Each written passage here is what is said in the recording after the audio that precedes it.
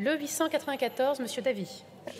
Alors, merci Madame la Présidente. Alors, par cet amendement, nous voulons revenir sur l'absence de statut des artistes-auteurs.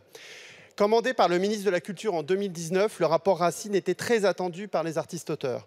De nombreuses recommandations, comme l'organisation rapide d'élections professionnelles ou la définition d'un contrat de commande prenant en compte le travail de création, sont largement restées lettres mortes. Alors je sais que vous avez repris un certain nombre de recommandations, mais pas toutes, et pas celles, à mon avis, celles qui sont essentielles.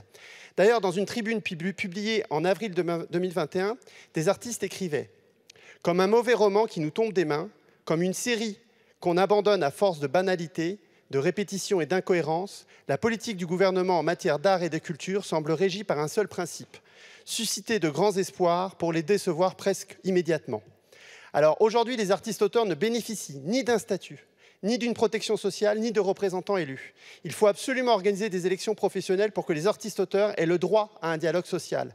Il faut que les artistes-auteurs aient accès à des prestations sociales pour lesquelles, pourtant, ils cotisent. Par cet amendement, nous souhaitons donc proposer 50 millions d'euros pour que les artistes-auteurs puissent bénéficier de tous ces droits. Et si vous nous dites que c'est sur la feuille de route du gouvernement et que vous ne le votez pas, ça veut dire que vous êtes contre la feuille de route du gouvernement. Je vous remercie. Madame la ministre.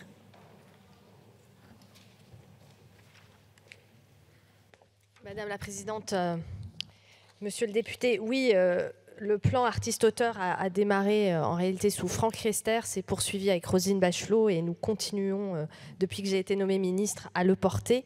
Nous venons d'annoncer aussi un renforcement de la protection sociale des artistes-auteurs.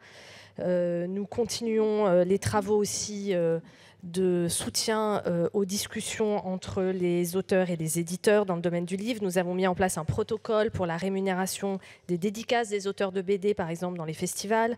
Nous avons amélioré l'accès des auteurs à leurs droits sociaux.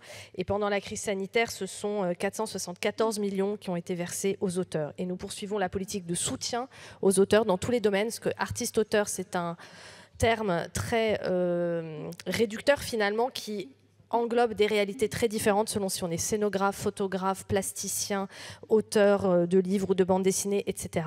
Donc ce sont des réalités assez différentes et nous avons créé même un bureau qui suit ces situations au ministère de la Culture. Donc la politique des dernières années a été vraiment une attention renouvelée et précise à la situation de chaque secteur des artistes-auteurs et nous poursuivons cet élan. Un fonds de 50 millions.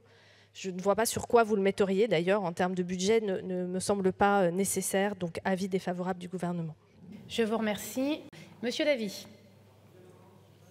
J'ai bien entendu votre réponse, Madame la Ministre, mais c'est un peu une réponse qu'on entend souvent de la part de vos rangs, c'est de dire on fait beaucoup de choses, tout se passe bien, etc. Et à chaque fois qu'on interroge les acteurs, par contre, on s'aperçoit qu'ils sont dans des situations extrêmement difficiles, notamment les artistes-auteurs, c'est le cas, mais c'est le cas de beaucoup d'autres professions.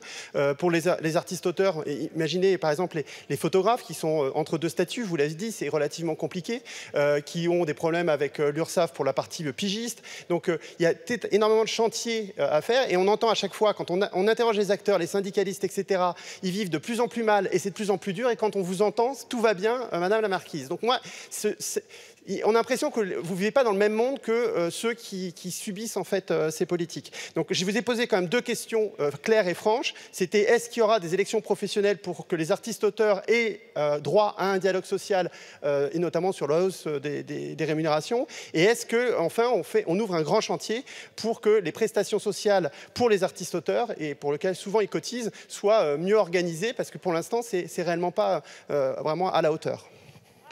Je vous remercie. Nous allons maintenant procéder au scrutin.